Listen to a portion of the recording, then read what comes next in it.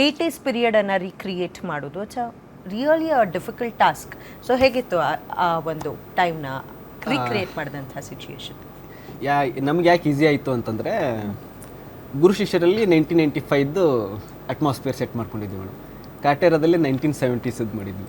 So ಇವಾಗ land ಲಾರ್ಡಲ್ಲಿ between them ಸ್ವಲ್ಪ ಒಂದು 20 ವರ್ಷ ಮುಂದೆ ಬಂದುಬಿಟ್ವಿ. ಸೊ ಅಲ್ಲಿ ಮಾಡಿರೋ ರಿಸರ್ಚ್ಗಳು, ಅಲ್ಲಿ ಮಾಡಿರೋ ಏನು ನಮ್ಮ ಆರ್ಟ್ ವರ್ಕ್ ಆಯಿತು, ಸೆಟಪ್ ಆಯಿತು, ಏನಿತ್ತು ತುಂಬ ಪ್ರಾಕ್ಟೀಸ್ ಮಾಡಿ ಮಾಡಿ ಮಾಡಿ ನಮ್ಗೆ ಆಲ್ಮೋಸ್ಟ್ ಅದು ಗೊತ್ತಾಗ್ಬಿಟ್ಟಿತ್ತು. ಸೊ ಸೊಸೈಟಿ ಆಲ್ಮೋಸ್ಟ್ 1980ವರೆಗೂ ಎಷ್ಟು ಹಿಂದೆ ಉಳಿದಿತ್ತು ಅನ್ನೋದು ಗೊತ್ತಿತ್ತು ವಿಚಾರ. ಸೊ ಆ ರೆಫರೆನ್ಸ್ಗಳನ್ನ ಇಟ್ಕೊಂಡ್ಬಿಟ್ಟು ನಾವು ಎಲ್ಲ ಕಡೆನೂ ಪ್ಲ್ಯಾನ್ ಮಾಡ್ತಾಯಿದ್ವಿ. ಯಾವುದಿತ್ತು, ಯಾವ ವಿಚಾರ ಇರಲಿಲ್ಲ, ಏನು ಅವಾಗ ಇನ್ನೂ ಬಂದಿರಲಿಲ್ಲ ವಿಚಾರಗಳು. ಸೊ ಈಸಿ ಇತ್ತು ಮೇಡಮ್, ಅಷ್ಟೇನು ಕಷ್ಟ ಏನಾಗಲಿಲ್ಲ. ರೀಕ್ರಿಯೇಟ್ ಮಾಡೋದು ನೋಡಿ, ಇದು ಕಾಲ್ಪನಿಕ ಜಗತ್ತು ನಮ್ಮದು ಕಟ್ಟೋದು ಸುಲಭ, ನಮ್ಮ ಕಲ್ಪನೆಗೆ ನಿಲುಕಿದ್ದು ಅಂತ. ಇದು ಆಗಿ ನಡೆದಿದ್ದನ್ನು ಆ್ಯಸ್ ಇಟ್ ಇಸ್ ರಿಯಾಲಿಟಿಗೆ ತುಂಬ ಹತ್ತಿರವಾಗಿ ಸೆಟ್ಗಳು ಬೇಕಾಗಿತ್ತು. ರವಿ ಅವರು ಸ್ಟೇಟ್ ಅವಾರ್ಡ್ ವಿನ್ನರ್ ಅವರು, ರವಿ ಸಂತೇಕ್ಳು. ಆಮೇಲೆ ಇದಕ್ಕೆ ಧೈರ್ಯ ಮಾಡಿದಂಥವ್ರು ಪ್ರೊಡ್ಯೂಸರು ತುಂಬ ದೊಡ್ಡ ಖರ್ಚು ಹಿಡಿಯುತ್ತೆ. ಆ ಸೆಟ್ಗಳು, ಆ ಪೊಲೀಸ್ ಸ್ಟೇಷನ್ಗಳು, ಆ ಸ್ಟ್ರೀಟು, ಒಂದು ವೈರು ಕಾಣಿಸ್ಬಾರ್ದಲ್ಲ, ಒಂದು ಕೇಬಲು ಕಾಣಿಸ್ಬಾರ್ದು, ಒಂದು ಟವರ್ ಕಾಣಿಸ್ಬಾರ್ದು. ಅದನ್ನು ಆ ಟೋನ್, ಮತ್ತು ಸ್ವಾಮಿಯವರು ಕ್ಯಾಮ್ರಾ ವರ್ಕ್, ಆ ಟೋನ್ ಇದೆಲ್ಲವೂ ಪ್ಲ್ಯಾಂಡ್ ಆಗಿತ್ತು. ಆಮೇಲೆ ಸುಧಾಕರ್ ಸರ್ ಕ್ರಿಯೇಟಿವ್ ಹೆಡ್ ಆಗಿದ್ದರು. ಜಡೇಶ್ ಅವ್ರ ಟೀಮೇ ಭಾಳ ಅದ್ಭುತವಾಗಿದೆ. ಬರೀ ಮೂರೊತ್ತು ಸಿನಿಮಾಗಳನ್ನೇ ಯೋಚನೆ ಮಾಡುವಂಥದ್ದು. ನಮಗೆಲ್ಲ ಡಬ್ ನೋಡ್ಕೊಂಡ್ರೆ ಪಾಪ ಈ ಟೀಮಿಗೆ ಸಿನಿಮಾ ನೋಡ್ಕೊಳ್ಳುತ್ತೆ ಅನ್ನೋ ಹೃದಯ. ಅಷ್ಟು ಸಿನಿಮೋತ್ಸಾಹ ಇರುವಂಥ ತಂಡ ಜಡೇಶ್ ಅವರ ಟೀಮ್ ಏನಿದೆ. ಅದಕ್ಕೆ ಅವ್ರಿಗೆ ಪೂರಕವಾಗಿ ನಿರ್ಮಾಪಕರು ಒಳ್ಳೆ ಸಿನಿಮಾಗಳನ್ನು, ಸಾರಥಿ ಆದಮೇಲೆ ಒಳ್ಳೆ ಸಿನಿಮಾ ನಾನು ಕೊಡಬೇಕು, ಅದ್ರ ಮೂಲಕ ನಾನು ಕಮ್ಬ್ಯಾಕ್ ಆಗಬೇಕು ಅಂತ ಯೋಚನೆ ಮಾಡಿದ್ದು ತುಂಬ ದೊಡ್ಡದು. ಈ ರೀಕ್ರಿಯೇಷನ್ಗೆ ನಿಜವಾಗ್ಲೂ ಕೂಡ ನಮ್ಮ ಆರ್ಟ್ ಡೈರೆಕ್ಟರ್ದು ಕಾಂಟ್ರಿಬ್ಯೂಷನ್ ಇಸ್ ವೆರಿ ಬಿಗ್. ಆಮೇಲೆ ಸ್ವಾಮಿಯವ್ರದ್ದು ಕಾಂಟ್ರಿಬ್ಯೂಷನ್ ಇಸ್ ವೆರಿ ಬಿಗ್. ನಿರ್ಮಾಪಕರದ್ದು ಕಾಂಟ್ರಿಬ್ಯೂಷನ್ ಕೂಡ ಶ್ಲಾಘನೀಯ. ಎಸ್, ಒಂದು ಕಡೆ ಮಾಸ್ ಹೀರೋ, ಇನ್ನೊಂದು ಕಡೆ ಕ್ಲಾಸ್ ಹೀರೋ, ಇಬ್ಬರಿಗೆ ಡೈಲಾಗ್ ಬರಿಬೇಕಾದ್ರೆ ಸೊ ಹೇಗಿತ್ತು ತಮಗೆ? How was that experience? ಅಯ್ಯೋ, ಅದು ಕ್ಯಾರೆಕ್ಟರ್ಗಳು ಫಸ್ಟ್ ನಮಗೆ ಫಿಕ್ಸ್ ಮಾಡಿ ಕೊಟ್ಬಿಟ್ರಲ್ಲ. ಇದು ರಾಜ್ ಬಿ ಶೆಟ್ಟಿ ಸರ್ ಮಾಡ್ತಾವ್ರೆ, ಇದು ವಿಜಯ್ ಅವರು 2 ಶೇಡು ಬರುತ್ತೆ ಅಂತ. 1-on-1 ಬರೆಯೋ ಸೀನ್ ಅಂತೂ ಒಂದೊಂದು ಸೀನು 4-5 ದಿನ ಡಿಸ್ಕಸ್ ಮಾಡಿದ್ದೀವಿ. ಆ ಜೈಲ್ ಒಳಗಡೆ ಬರೋ ಸೀನ್ ಅಂತೂ ಶ್ರೀಕಾಂತ್ಗೆ ನಾನು ಹೇಳ್ಬಿಟ್ಟು ಬಂದಿದ್ದೆ, ಟ್ರೈ ಮಾಡ್ತೀನಿ ಬಟ್ ಕಷ್ಟ ಇದೆ ಅಂತ. ಏಕೆಂದರೆ ಅಷ್ಟು ಇದು ಬೇಕಾಗುತ್ತೆ. ಇವ್ರ ಕಾನೂನು ದೊಡ್ಡದು, ಸಂವಿಧಾನ ದೊಡ್ಡದು ಅಂತ, ಅವರು ನಮ್ಮ ಪರಂಪರೆ, ನಮ್ಮ ಪಾಳೆಗಾರಿಕೆ ದೊಡ್ಡದು ಅಂತ.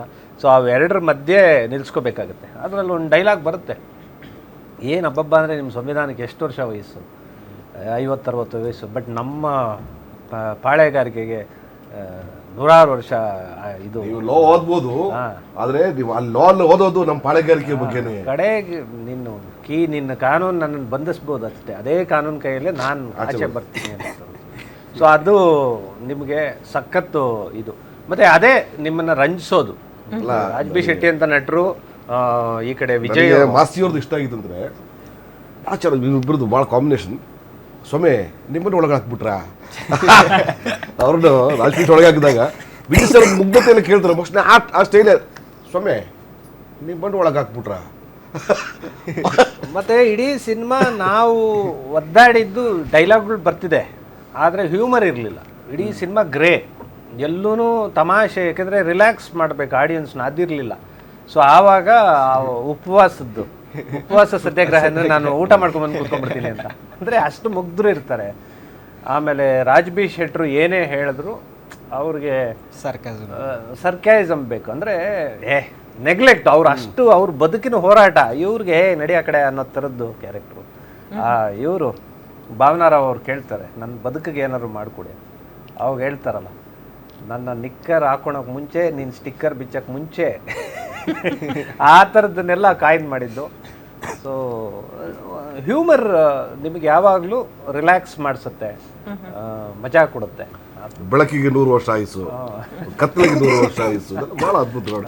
ಆಮೇಲೆ ಇದು ಭಾಳ ಚೆನ್ನಾಗಿ ಡೈಲಾಗ್ ಇದು ನೋಡು, ಎಲ್ಲರೂ ಬಸವಿ ಆಗಲ್ಲ, ನೆನಪಿಗೆ ಉಳಿಯೋ ಇಸುವಿ ಆಗ್ತಾರೆ. ಅದೆಲ್ಲ ಮಾಸ್ ಎಲಿಮೆಂಟ್ಸ್ಗಳು.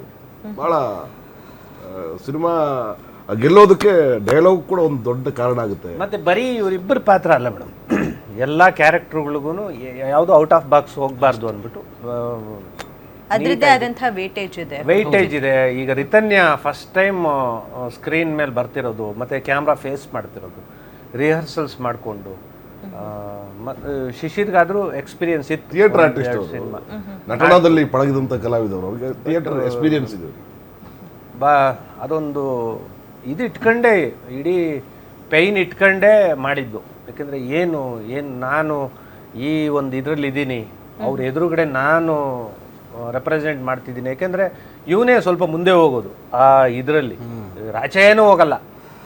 ಆಮೇಲೆ ಫ್ಲ್ಯಾಶ್ ಬ್ಯಾಕಲ್ಲಿ ತೋರಿಸ್ತೀವಿ. ಬಟ್ ಆ ಭಯ ಇಟ್ಕೊಂಡೆ ಫೇಸಲ್ಲಿ. ಅದರಲ್ಲಿ ಬೇರೆ ಲವ್ ಸ್ಟೋರಿ, ಆ ಹುಡುಗಿ ಓದ್ಬಿಟ್ಟವಳೆ, ಇದಾಗ್ಬಿಟ್ಟವಳೆ, ಅದೆಲ್ಲ ಚೆನ್ನಾಗಿ ಮಾಡಿ.